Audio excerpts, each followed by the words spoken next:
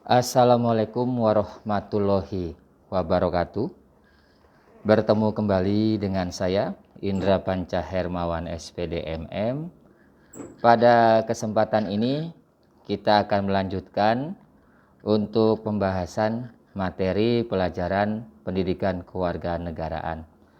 Tapi sebelum kita melanjutkan, mari kita berdoa dulu agar apa yang kita hadapi sekarang ini cepat berlalu dan kita bisa kembali berkumpul di sekolah ini.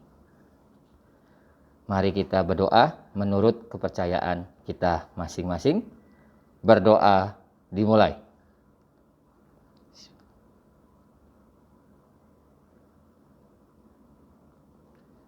Berdoa selesai.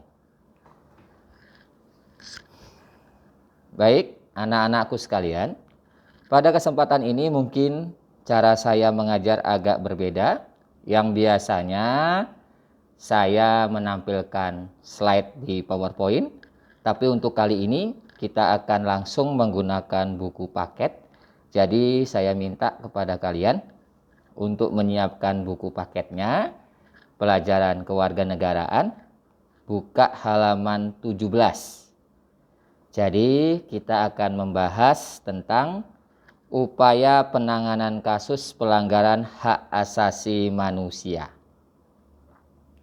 Nah, kalau kita bicara tentang hak asasi manusia, khususnya tentang upaya penanganan kasus pelanggaran hak asasi manusia, pemerintah Indonesia khususnya itu sudah sangat berupaya agar pelanggaran-pelanggaran yang terjadi khususnya tentang hak asasi manusia itu lebih diminimalisirkan.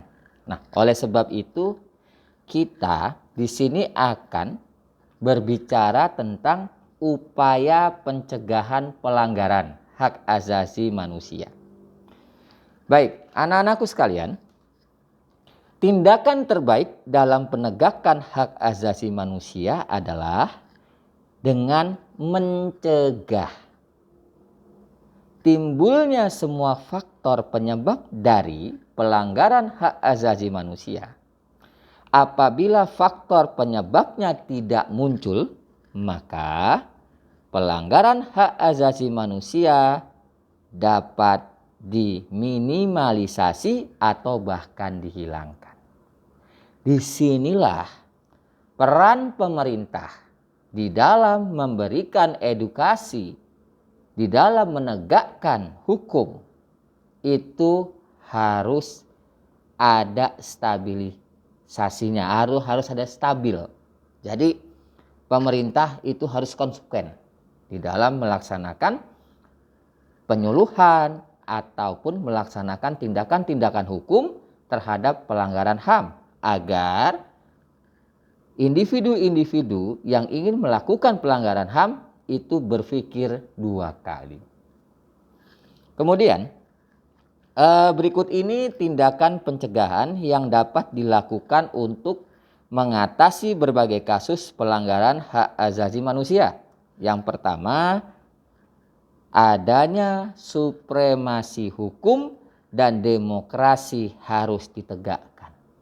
Maksudnya apa? Supremasi hukum itu adalah penegakan hukum tanpa pandang bulu. Jadi, hukum itu berlaku kepada semua lapisan masyarakat. Seluruh segenap rakyat Indonesia harus tunduk kepada hukum. Tidak hukum berlaku hanya kepada yang miskin saja, hukum tidak berlaku kepada orang kaya, tidak seperti itu. Supremasi hukum itu adalah tegaknya kedaulatan hukum yang berlaku kepada seluruh rakyat Indonesia apabila melanggar undang-undang yang berlaku di negara Indonesia. Kemudian,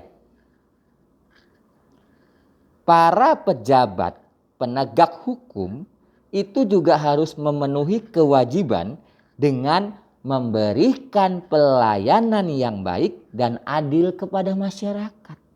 Jadi mereka juga harus melayaninya dengan sungguh-sungguh.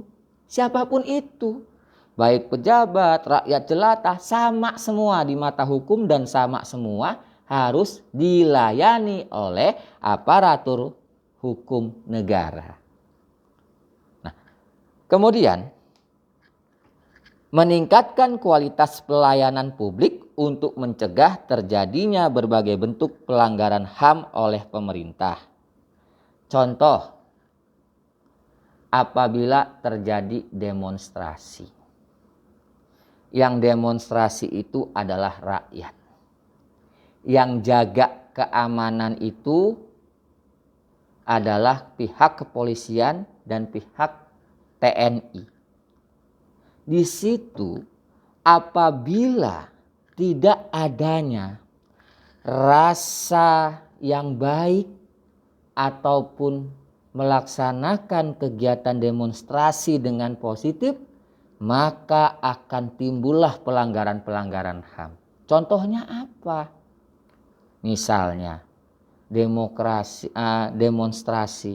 para pendemo melemparin batu, memaki-maki aparat. Akhirnya apa? Aparat terpancing, melakukan pemukulan, melakukan pengejaran, atau bahkan ada yang terkadang melepaskan tembakan.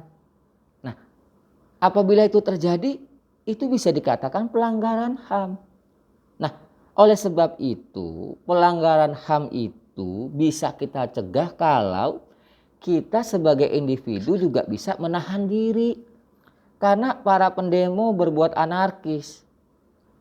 Para penjaga itu hanya mempertahankan diri. Tapi karena mereka bersenjata, akhirnya mereka dinyatakan melakukan pelanggaran hak asasi manusia. Nah, di situ yang harus kita pahami. Jadi harusnya saling sama-sama menjaga diri.